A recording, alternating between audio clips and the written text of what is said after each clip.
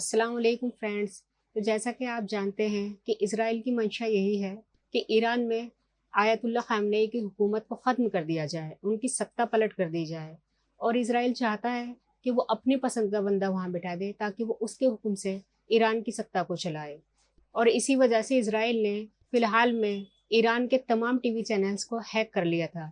लेकिन ईरान की आवाम ने सड़कों पर निकलकर ये साबित कर दिया ईरान के अंदर आयतुल्लाह खामेनेई की ही हुकूमत चाहिए, कोई और बंदा नहीं चाहिए।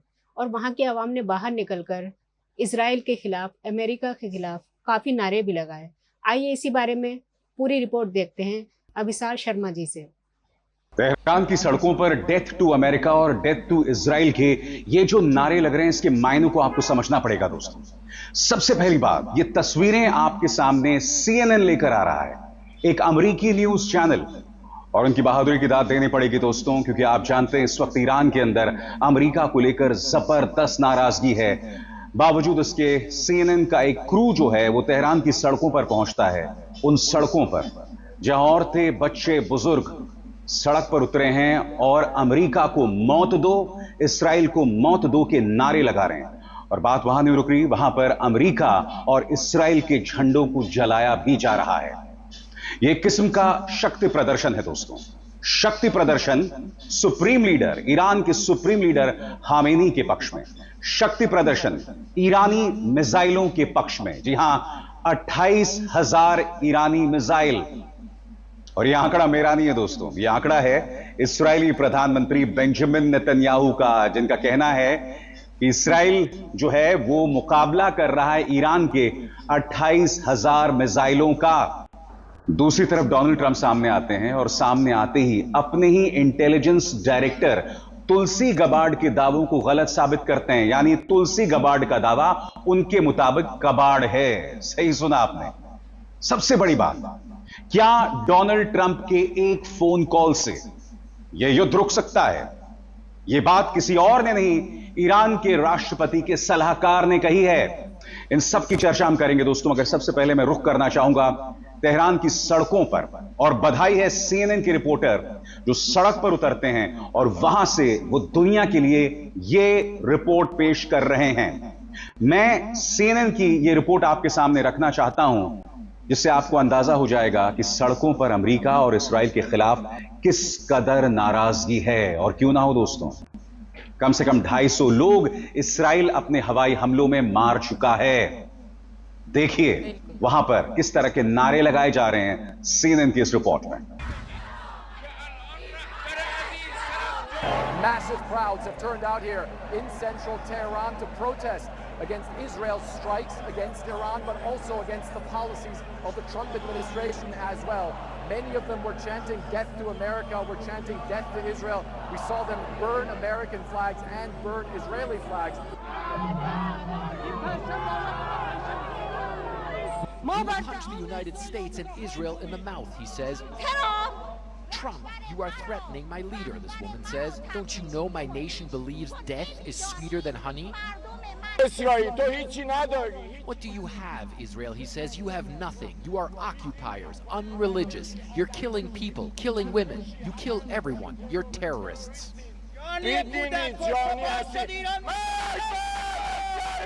So you can see that anger here being voiced by many of the folks who are walking here in this protest, whereas the Iranian government has said that as long as the Israelis continue their bombing campaign of sites here in Iran, there will be Iranian missiles flying towards Israeli territory. They're calling on President Trump to try and end this direct confrontation. Otherwise, they say, there could be a direct military confrontation between Iran and the United States. The Iranians say it's not something they want, but they also say it's something that they're ready for. Fred Blanken, CNN, Tehran. दूसरी तरफ अमेरिकी राष्ट्रपति Donald Trump का बयान आया है। And by the way, इस बयान में उन्होंने 15वीं बार, सही सुना आपने, 15वीं बार कहा है कि मैंने भारत और पाकिस्तान के युद्ध को रुकवाया। बात वहां नहीं रुकती, वो ये भी कह रहे हैं कि मैंने व्यापार का झुनझुना दिखाकर यह युद्ध रुकवाया। यानी कि जो दावा प्रधानमंत्री नरेंद्र मोदी कर रहे हैं दुनिया के सामने अपने विदेश सचिव के जरिए, उसके बिल्कुल उलट डोनाल्ड ट्रंप कह रहे हैं कि युद्ध मेरी वजह से रुका, और वो भी जब मैंने भारत को व्यापार का झुनझुना दिखाया। मगर सबसे पहले मैं आपको सुनाना चाहता हूं कि डोनाल्ड ट्रंप ने ईरान और इसराइल के बारे में क्या अबे तू तो पढ़ ले, उसका टाइम क्यों खराब कर रही है? पढ़ ले तू। कहा एक एक करके आपके स्क्रीन पर। पहली बात, उनसे सवाल पूछा गया कि ईरान ने कहा है कि अगर ट्रंप चाहें तो युद्ध रुक सकता है, तो उसके जवाब में वो कहते हैं जब हम जंग जीत रहे हों तो फोन कॉल क्यों करें, हम ईरान से बात कर रहे हैं, देखिए आगे क्या होता है। दूसरी बात, 2 हफ्ते का समय मैंने इसलिए लिया है क्योंकि उनसे सवाल पूछा गया कि आपने ये कहा है कि मैं 2 हफ्ते रुकना चाहूंगा और उसके बाद इस मुद्दे पर फैसला लूंगा कि मुझे जंग में जाना चाहिए या नहीं जाना चाहिए।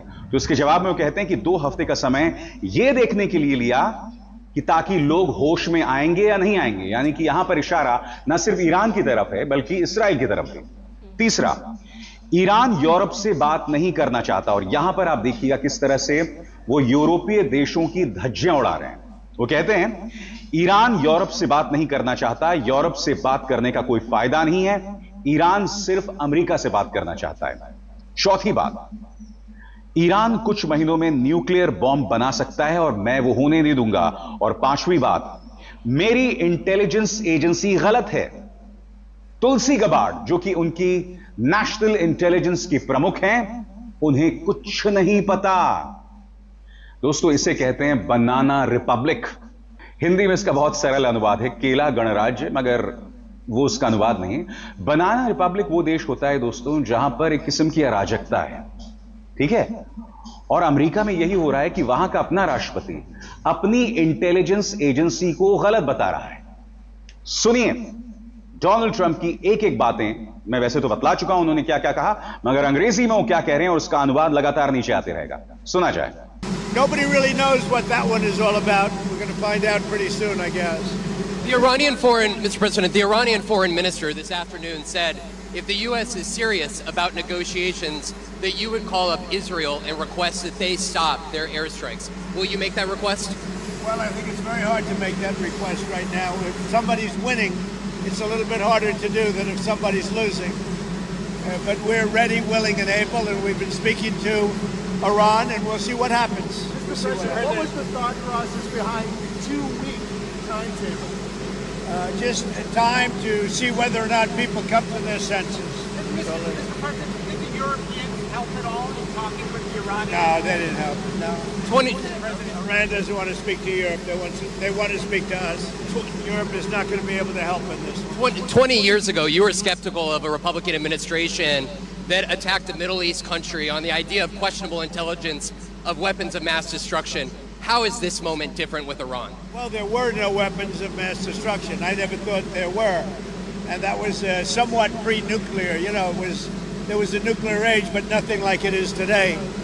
And it looked like I'm right about the material that they've gathered already. It's a tremendous amount of material.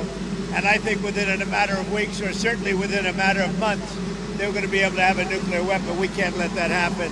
I was very much opposed to Iraq. I said it loud and clear, but I was a civilian, but I guess I got a lot of publicity. But I was very much opposed to the Iraq war. And I actually did say, don't go in, don't go in, don't go in. But I said, if you're going to go in, keep the oil. But they didn't do that. What intelligence do you have that Iran is building a nuclear weapon? Your intelligence community has said they have no evidence that they are at this point. Well, then my intelligence community is wrong. Who in the intelligence community said that? Your Director of National Intelligence, Tulsi Gabbard. She's wrong. और आगे बढ़ने से पहले एक जरूरी संदेश। मेरे कार्यक्रमों के लिए आप नोटिफिकेशन का इंतजार मत कीजिए, मेरे चैनल में जाइए, कॉल करेंगे इस युद्ध को रोकने का इंतजार मत कीजिए। देखिए ये जरूरी संदेश। स्वतंत्र और आजाद पत्रकारिता का समर्थन कीजिए, सच में मेरा साथी बनिए। बहुत आसान है दोस्तों, इस ज्वाइन बटन को दबाइए और आपके सामने आएंगे ये 3 विकल्प, इनमें से एक चुनिए और सच के इस सफर में मेरा साथी बनिए। आपने सुना दोस्तों, डोनाल्ड ट्रंप से सवाल पूछा गया था कि क्या आप फोन कॉल करेंगे इस युद्ध को रोकने के लिए।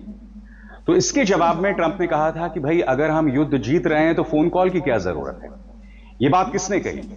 आपकी स्क्रीन पर यह है दोस्तों माजिद फरहानी, जो कि राष्ट्रपति मसूद पेजेश्कियां के सलाहकार हैं, और वो कह रहे हैं कि अमेरिका के एक फोन कॉल से यह युद्ध रुक सकता है। इसके मायने को समझिए दोस्तों। आपको समझना पड़ेगा कि हाथी के दांत दिखाने के कुछ, खाने के कुछ और। यह मुहावरा न सिर्फ इस्राइल के लिए फिट बैठता है बल्कि ईरान के लिए भी। क्योंकि हो क्या रहा है, राष्ट्रपति पेजेश्कियां हो या सुप्रीम लीडर खामेनी हो, वो अपनी जनता के सामने एक साहसी चेहरा पेश कर रहे हैं, मगर दूसरी तरफ उनके जो सलाहकार हैं, उनकी जो बैकरूम टीम है, उनके जो विदेश मंत्री हैं, वो लगातार मामले को कंट्रोल करने की कोशिश कर रहे हैं। यही इस्राइल के संदर्भ में हो रहा है। याद कीजिएगा, आज ही मैंने एक कार्यक्रम किया था जिसमें मैंने आपको बताया था कि हाइफा, जहां पर ईरान ने जोरदार गोलीबारी की है, वहां के मेयर सामने आए हैं और वो कह रहे हैं, वो शांति के लिए गिड़गिड़ा रहे हैं। वो ये कह रहे हैं कि मेरे शहर में अरब भी हैं और यहूदी भी हैं, सब मिलजुल कर रहते हैं, दर्जनों सैकड़ों साल से मिलजुल कर रह रहे हैं, लिहाजा शांति ही आगे का रास्ता है। अब इस्राएलियों को गांधी की याद आ रही है। क्यों? क्योंकि ईरानी मिसाइल इस्राएली शहरों में पहुंच रहे हैं। उसी तरह से आपकी स्क्रीन पर यह हैं माजिद फरहानी, राष्ट्रपति पेजेश्कियां के सलाहकार। वो क्या कह रहे हैं, इस पर गौर किया जाए। अगर अमेरिकी राष्ट्रपति डोनाल्ड ट्रंप इस्राएल को ईरान पर हमले रोकने का आदेश दें तो ईरान के साथ कूटनीतिक बातचीत बिल्कुल आसानी से दोबारा शुरू हो सकती है। यह बात ईरानी राष्ट्रपति कार्यालय के अधिकारी माजिद फरहानी ने शुक्रवार को CNN से कही। उन्होंने कहा, ईरान नागरिक बातचीत में विश्वास रखता है, चाहे बातचीत सीधे हो या किसी के जरिए, यह मायने नहीं रखता। फिर वो आगे क्या कहते हैं, इस पर गौर किया जाए। राष्ट्रपति ट्रंप सिर्फ एक फोन कॉल करके इस जंग को आसानी से रोक सकते हैं, फरहानी ने कहा। उन्होंने दोहराया कि जब तक इस्राएल ईरान पर बम गिरा रहा है तब तक ये बातचीत मुमकिन नहीं है। यही ईरान का साफ रुख है। फरहानी से सवाल यूरेनियम एनरिचमेंट पर भी किया गया दोस्तों, यानी कि वो यूरेनियम एनरिचमेंट जो 90% हो गया तो ईरान के पास परमाणु बॉम्ब हो गया।